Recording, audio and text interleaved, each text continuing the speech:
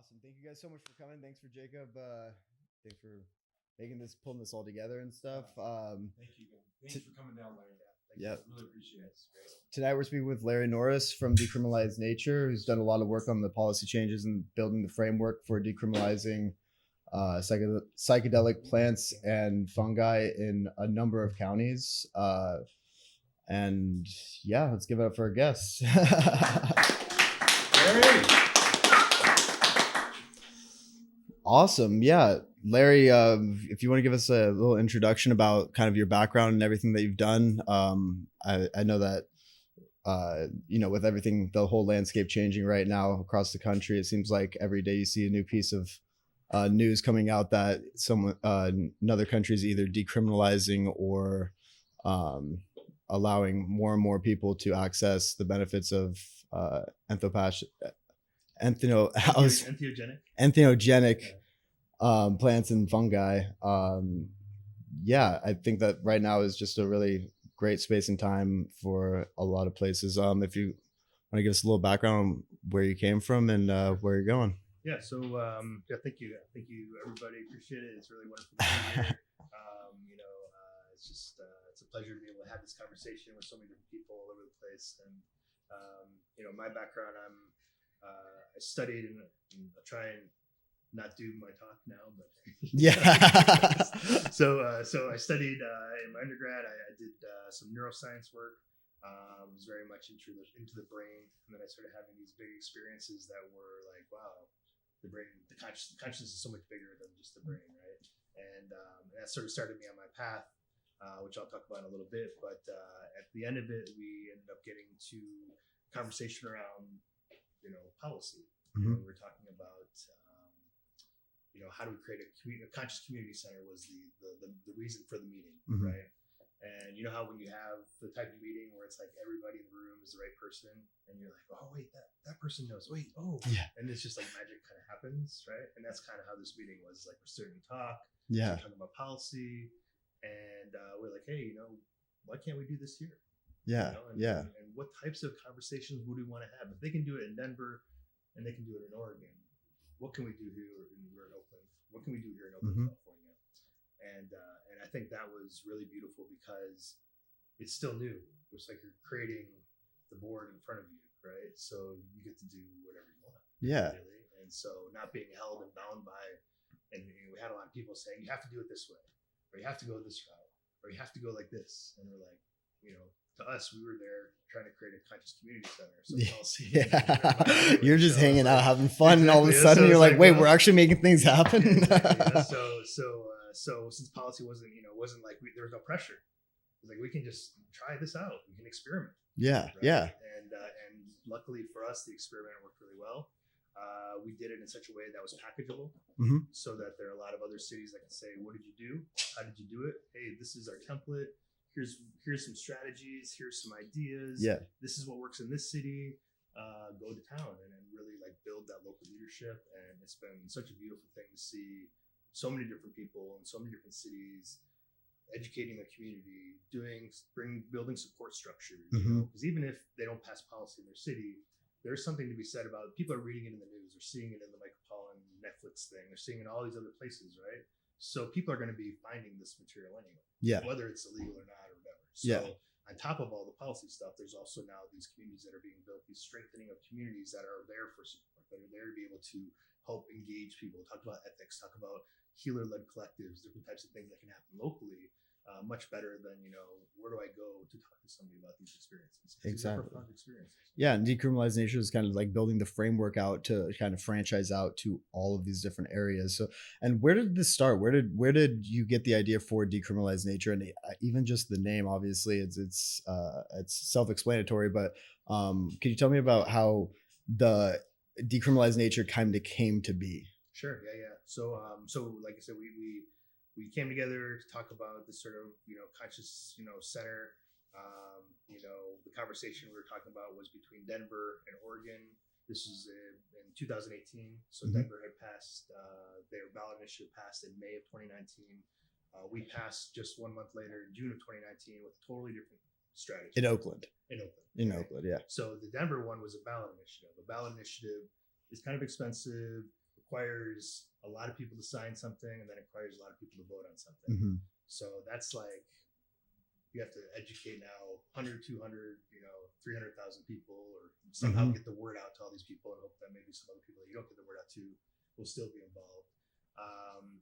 Or our model, which is convince 15 people. Yeah. So these are people that are in positions of power that can make change for their community. And the second part about that is now we're using the megaphone of the city council to say in areas of the community that if we were just talking about this, maybe they wouldn't get there, right? But if you use the city council, like, oh yeah, I voted for that city council member, and now they're saying, hey, these could be helpful. Yeah. These could be healing. Yeah. You might want to look at these a second time. It's really powerful in terms of getting the word out and getting messaging and destigmatizing. So people feel then safe again, as I was speaking to earlier, to be able to talk to an elder, somebody that maybe has gone through a previous generation of this work, and say, hey, you know what, I'm interested in mushrooms. What can you tell me? What can you tell me about that? And sort of policy, destigmatization, and support structures. So with those three things going on, when we passed in Oakland, we started seeing that happen. We didn't want to have a top-down model through Oakland that says this is how you do it, because we knew there are communities all over the place that were engaging in these practices. We just wanted to remove the criminal penalties, remove the concern around being arrested, and let people sort of develop things from there. So that's been really, really beautiful to see, because now there's community events happening all over. I was just telling somebody earlier, there's this new event, for example, that's happening in Oakland called From the Hood to the Wood, right? And so basically they're taking people from the inner city, East Oakland, they're going up in the woods, they're doing microdosing. Oh, really? So it's like there's all this stuff that's happening that's just like, what happens when we just say, hey, don't worry about the criminal aspect of this one. Develop it how you would like to see it. And just change that setting to see what happens with you when you take these individuals out of some environment that might not be harboring something that's beneficial. And what happens when there's a blank canvas in front of you? Yeah. It's like, hey, we can figure out what this might look like. Clear everything away, and so that they can actually be themselves and actually see who they are as a person instead of having the environmental impacts from them. Exactly. So when we start seeing that happens, then you kind of want to stand back almost and say, let's see what develops. Yeah. And let's learn from each other. Yeah. And I think that's some of the aspects of some of this work. There's like this really like, there's high risk, so we have to show somebody how to do it. And I guess we can learn from each other and kind of do that, but not like this is the only way. So really expanding this out to like, hey, let's see a variety of different ways. And decriminalization is kind of the base level of that. Everything kind of builds from that, but if we can just remove those criminal penalties, get everyone on the same page, same footing in terms of are they going to get arrested or not, then other stuff can develop over time. Yeah, and decriminalization obviously is not legalization. It's not saying that it's okay, you can just go sell it in a store or anything. It's just saying that like we're not going to throw you in jail and give you a criminal record for possessing any of these items or experimenting with this. And the difference between that, so we were talking a little bit earlier about how the policy in counties and regions and stuff, how does that work if like, so Oakland, in a city, right? It's like, do you step over a certain street and then it's all of a sudden it's illegal and on the other side of the street, or like where does the lines really cross? Is there literally a line on the map that like it's okay here and then you go over here and it's not? So technically speaking, yes. So okay. For example, like I live technically on the other side of the street of Oakland in Berkeley. So technically. Technically. Here's a little story for myself. I'm living in a city where it's not even decriminalized yet. I've now helped 16 cities across the U.S. So that's my fault too. I'm working really hard on it, but my own city, I haven't done it yet. So I'm working on it. So hopefully that'll happen in the next couple of months. We've been working on it for a while. All the different hiccups that happen with policy that don't even relate to the policy. For example, the committee that it was stuck in didn't meet for 2 years during COVID. So it was this 2-year delay of it just sitting, languishing in this committee because people weren't meeting because of COVID. So things like that happen, and then you're like, oh, what are we going to do? We just got to wait it out. So, but it is kind of ironic that here I am now helping people. And you're still you're on the wrong side of the street. But the idea is that basically it's a directive from the city council to basically tell the law enforcement that this is lowest law enforcement priority, most lowest law enforcement priority. So if somebody was jaywalking, they would get a ticket before something related to this. And then also that there would be no resources spent towards investigation, persecution, arrest. Even writing a ticket would be money spent. Yeah, exactly. That type of thing. And that's the way to sort of to do it on the city level, because the city council has that power of purse strings, basically. Okay. That doesn't conflict with state law, which is slightly different, and that would only be with local police. So now, if a county police was even going to Oakland, So if a highway patrolman, if a highway patrol was to knock on your door, you might be in trouble. If a state police officer or federal police officer was knocking on your door, you might be in trouble. But if cannabis, technically speaking, with cannabis, on the federal level, it's still illegal. If a federal officer came and knocked on your door about cannabis, you could still potentially there's risk there. yeah, So similar to the cannabis model, where you kind of like we're trying to build power to the point where it's going to be so hard for them to take all these cases that at some point in time they'll just say, I can do it. And a lot of the places, I mean, a lot of the cities, when you ask them, how many people have you been arrested in the last 5 years or 10 years? It's like a handful. Yeah. Or it's with poly drug cases, or it was connected with guns, or something. Yeah, it was connected with something else. It's always like just an added layer on top of So something. some people say, well, then why do we need to change the policy? Yeah. Well, we always say, well, because let's at least make sure it's equal footing for everybody, so you can't pick and choose who to use these laws against. Yeah. And also, if it speaks to it's not like people aren't doing these things. Yeah. So in terms of like a safety issue, well, people have been doing these things for a long time, and you're not hearing about it in police reports, and that's a good sense that maybe they're doing it responsibly, or doing it in a way that's not causing a lot of commotion, or people are able to hold space for people that they do have difficult experiences. So there hasn't been a lot of concern in terms of the last 5 to 10 years in terms of a lot of arrests and things like that. So for the most part, I think a lot of law enforcement are like, it's not really a priority we have anyway. Yeah. So how would somebody like let's say I wanted to go to my city right now and decriminalize, which we do, which we definitely do, but Decriminalize Nature, Santa Barbara. But let's say somebody like me wanted to come in and decriminalize psychedelics or decriminalize plant medicine in a certain capacity. If somebody like me wanted to come in and decriminalize, what would be the steps that I would need to take to do that? Just starting from the base. Step one, go to your city council member, or start with how would that work? Well, I think the first thing that it seems is the case with a lot of people out there, get it out of your head that you have to know a lot about policy in order to make this work. Okay. Because we're all citizens, we all should figure out how to engage with our local elected officials. That's part of the duty of being an American citizen. Part of community. If I want policy to change, I have to go do the change. I have to bring my community in to do that change. Exactly. But a lot of people are like, oh, well, I don't know anything about policy, or I've never done this before. Or, well, that's on us. Yeah. We have to be knowing how to do this. And what's great about this is all these tools that we're giving people all over the U.S. to change policy related to this. We can do this for any kind of policy. So this is how you also can make social change happen, because we're teaching people, empowering local leadership. Now everyone knows, how do you put a resolution together? What is a resolution or an ordinance or an initiative? How do I talk to the city council members? How do I call them up? What kind of things would I say? Is it better to call them or email them or sit in the lobby? Lobbying. Which one does work best? Well, over the last, it's been kind of tough because we've had the pandemic in the middle of it. Of course. So when we started, it was lobbying. Lobbying meaning okay, go to the place, sit in the lobby, and then just wait for them to walk through and be like, hey, I've been sitting here all day. Is that really where lobbying comes from? What's that? Is that really where lobbying comes from? Just sitting in the lobby? Lobbying, it takes a little bit of veneer, the mysticism off of it, So that was great. And sometimes you meet with a staff member or a chief of staff, or maybe it wouldn't be the city council member for a couple meetings or whatever, but you're just kind of making yourself known, coming in, talking about the conversation, they're bringing it to their elected official, their boss as well. So that's great, Then COVID happened and nobody was able to meet in the lobby anymore. So the advantage of everything, what was great is now I could meet in a meeting in Ann Arbor. I could meet in Cambridge, Massachusetts. I could go help someone in Atlanta because we could do these video calls. Yeah. So in that regard, it was much more emails and phone calls. Emails are nice because you can kind of put that information out there. Phone calls are nice because maybe they'll respond to it. Sometimes with emails, it gets in the spam box. Yep.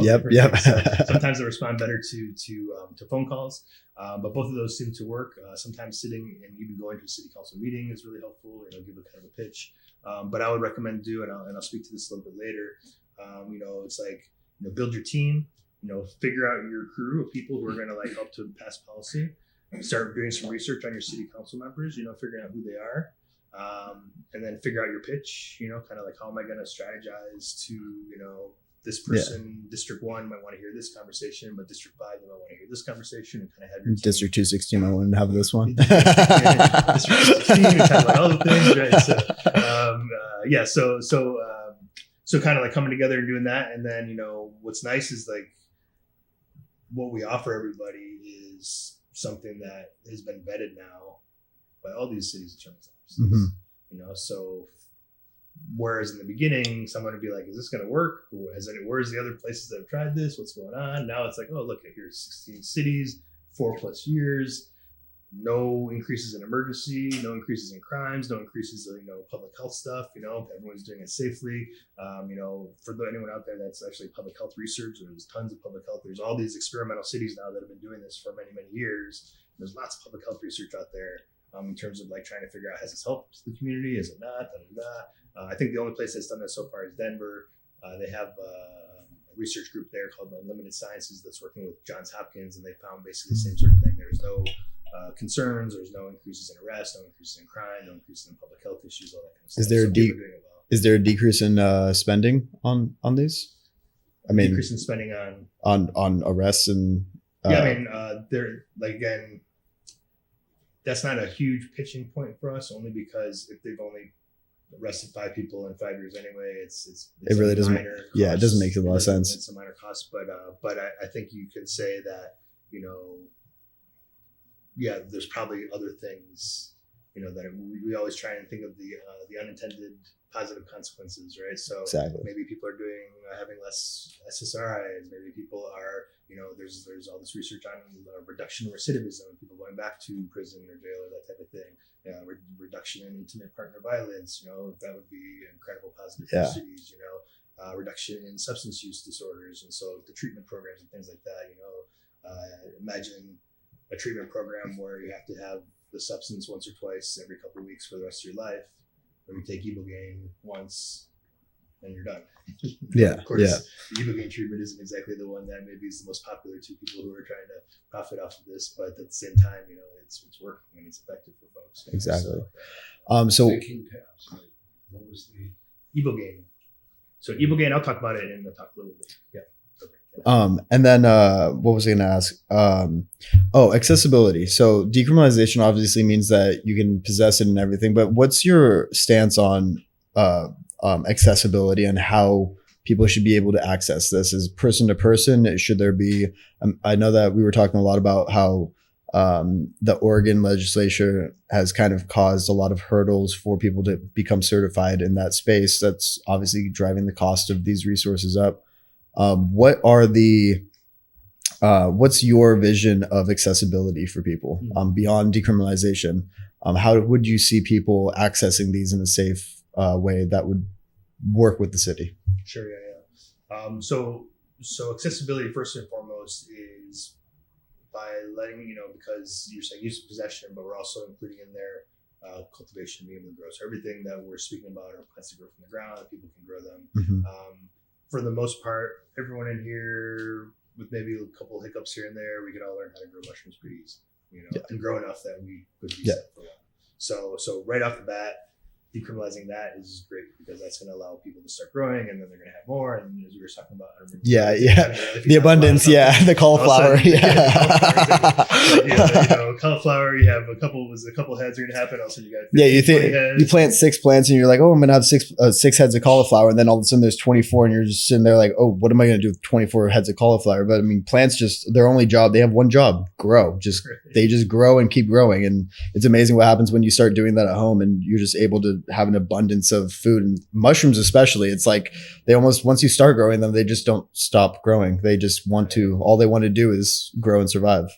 Right. And there's even people that are trying to we hear this in different places here that are doing, and this has been something that's been talked about a while by friends in the underground too, even like spore printing, like law enforcement wood chips, and like their police stations or whatever, just spore print. So all the mushrooms start parking out there, and throwing some hemp seeds in there. So people are doing things like wild sporing. So it's like, okay, well, maybe I don't want to be, caught with something in the house, but I know there's something in the woods nearby. I have some spores here. I know there's this area. I'll, make it so, and then it's growing in the wild, and, then you're harvesting them, you're picking out that type of thing. Mm-hmm. But the thing is, like something like Oregon, and again, I'll speak to this later, is that, you can't pick, that's still a felony to pick mushroom out. Is it? Yeah. It was never criminal or decriminalized. So that's problematic when they grow all over the place for free. And technically speaking, it's still a felony to do that. And that's because of some what the larger context of manufacturing and distribution, those fall under that. And so people are afraid of the word manufacturing, and they're not peeling out things like harvesting and cultivation and those types of things. So what I would do, definitely that would be one thing. Making sure people are able to grow their own, making sure people are able to connect in the community, getting out of the mindset like that, I don't know, a couple of years ago it was like kind of a fad thing, and I don't know what happened to it since. It was kind of interesting, but this thing is like, oh, well, it's okay. In terms of accessibility, we just found that we can like do something with E. coli and create some psilocybin from E. coli. It's like, well, why do you just like not your own mushroom? Yeah, why don't we just let's avoid that. That's they're trying a different type of that's how we're gonna end up in The Last of Us. Yeah, let's say like if there's any way to go to The Last of Us, that's how it's gonna happen. so people are trying to figure out all these different ways to do something that grows naturally. Yeah. And it's because they want to have some sort of intellectual property on it or all that kind of thing, and they control it or sort of market it in a certain kind of way. But at the end of the day, like, what's better than a mushroom? And, we still don't know. I was talking to somebody earlier. We still don't know that much about mushrooms. Mushrooms have all these things in them. It's not just psilocybin. Yeah. And even just recently the discovery of beta carbolene. So in a way, beta carbolene is one of the two things in ayahuasca. So mushrooms are kind of like a little bit kind of ayahuasca. And they brush shoulders there a little bit. Sort of the beta carbolene thing, which would be like the monoamine oxidase inhibitor that's in the ayahuasca. Right? Mm-hmm. So the reason you can drink DMT with ayahuasca is because you have something that stops the metabolites from breaking down, which is your monoamine oxidase inhibitor. Mm-hmm. And so then you have an orally active DMT experience. So mushrooms, they also come in there. So we still are learning. Just like with cannabis, you're talking about CBDG and CBD, all that stuff. It's like there's so much in these plants that have co-evolved with humanity, oftentimes, or at least in the world, for hundreds, if not thousands of years. Exactly. And so to assume that one of the substances in there is all that's going to be the best, not really allow. And trying to isolate and just focus on one is not going to really solve all the issues. It's the entourage effect of coming together with all of the other compounds that are inside of there. Exactly. So let's learn from nature's wisdom, and then if we want to figure it out, okay, but we still have so much to learn here what a mushroom is. And and even the different mushrooms and the different strains and the different amounts of psilocybin. Yeah, you can have a couple grams of this mushroom be the same as like 20 grams of this mushroom. That's also important to know. So in terms of the idea of how would you do this, so accessibility, I think testing also becomes important, or knowing the strains well enough that like, oh, this particular strain is going to be much more potent than this particular strain. Yeah. And so lots of education. So events like this, bringing community together, talking about these things. The more we educate our communities, the more opportunity there is for us to learn together, and then also not make mistakes, or to learn from past history or all that type of thing. So yes, I would also say that would be a part of the accessibility, is teaching people how to know and learn from themselves, and appreciate that, we're all adults and we're all going to make mistakes. And sometimes we learn a lot from making mistakes, and that, as long as we can have sort of a grounded community, I do a lot of work with integration stuff. So post experiences, bringing people together, talk about their experiences, that type of thing. It really makes a difference. Just to have that community there and people holding each other accountable. How are we doing this? Is it more kind of frivolous, or is there a deep work going on? How do we help each other with that deep work? So I think it's happening, and so I think, that's something I'm excited about. In terms of accessibility, is also just like getting the price to a point where, both the person who's facilitating can pay their bills, and also the people who are having the experiences aren't paying so much that they can't have the experience. Yeah, definitely. Awesome. Yeah, I think that it's really important that, obviously, because a lot of everything that you're able to grow and harvest and process at home is one part of the puzzle. But then for people that are looking into getting into it, having a safe place for them to come to and experience some of the benefits from this, from a trained professional, is also one branch of that. So I think in the future we'll start seeing kind of these subsects of areas where you can go and either learn about or experience something from a trained professional, or also take that home and utilize it yourself in the capacity that you would like to. But I think that definitely there's going to be a lot of opportunity for training and certified professionals in the future in this area. I don't think law enforcement are the ones that need to get trained for it. I think we definitely need to have some sort of harm reduction units that are trained for.